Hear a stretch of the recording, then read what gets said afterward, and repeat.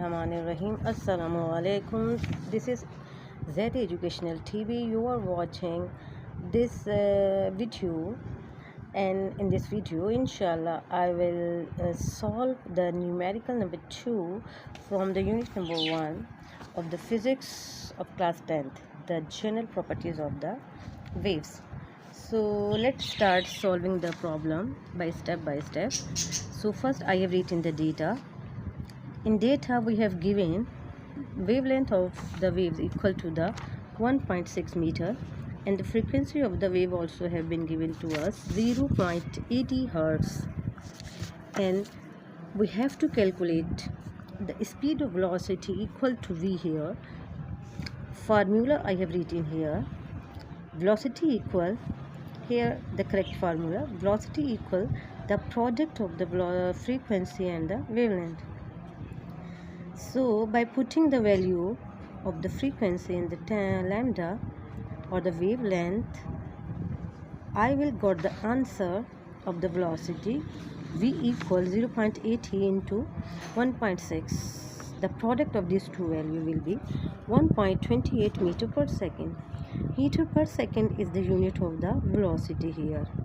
And now here, what is the lambda? As you know, there the distance between the two waves, this is called the lambda, and the time taken by or at the speed at which the waves are formed, it is called the speed of the waves v. And these two things, this point, the upper part or up part of the waves is called to be a crest, and the down part of the waves is said to be a trough. And this distance from the mean position to the crest is said to be a amplitude. So in this way, by drawing pictures, we can easily get the data of a problem, because the 80% answer of the numerical is hidden in written of the data in a correct form.